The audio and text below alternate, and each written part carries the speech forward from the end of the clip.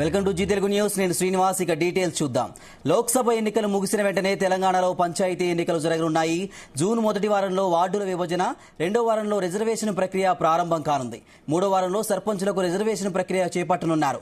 July మొదటి వారంలో schedule, చివరి వారంలో నోటిఫికేషన్ షెడ్యూల్ విడుదలయ్యే అవకాశం ఉంది. ఆగస్టు 10 లోపు రాష్ట్ర వ్యాప్తంగా ఒకే విడతలో పోలింగ్, అదే రోజు కౌంటింగ్ జరగనుంది. తెలంగాణ రాష్ట్రంలో మొత్తం 12,814 గ్రామ పంచాయతీలు, 88,682 వార్డులకు ఎన్నికలు జరగనున్నాయి.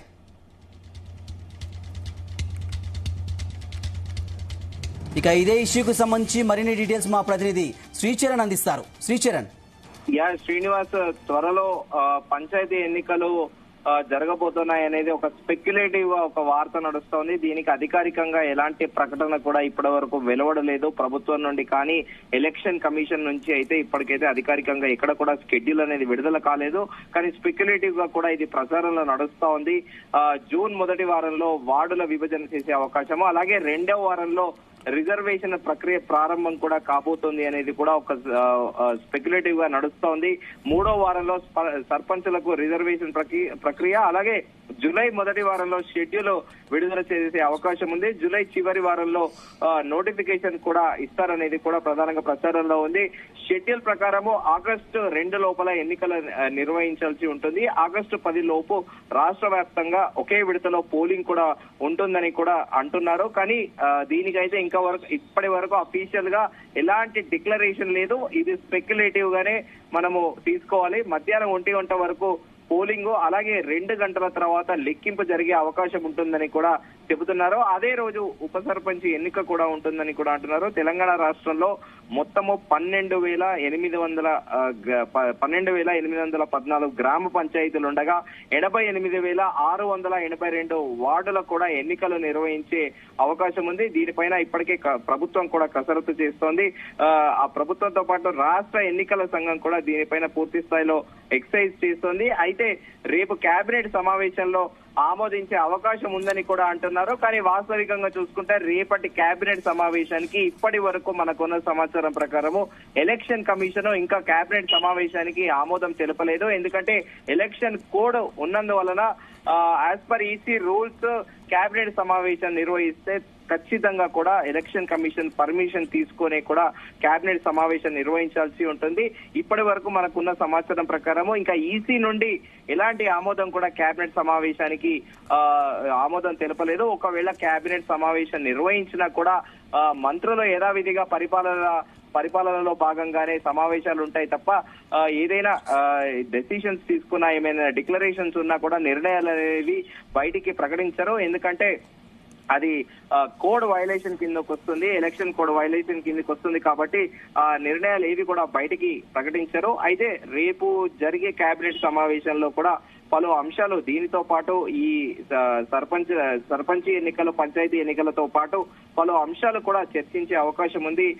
దానిలో ప్రధానంగా ఆగస్టు 15 లోపు రైతుల రుణమాఫీ అంశం ఒకటి. ముఖ్యమంత్రి ఇప్పటికే కూడా పలు వేదికల మీద ప్రామిస్ చేశారు.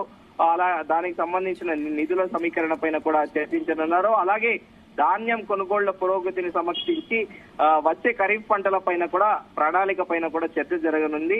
అలాగే మనం నిన్న అనుకున్నట్టు ఆ రాష్ట్ర ఆదాయం పెంచుకునే దిశగా కూడా వనరులు సమీకరణ, ఆదాయం పెంపు, ప్రత్యామ్నాయాల పైన కూడా కేబినెట్ లో చర్చించే అవకాశం ఉంది.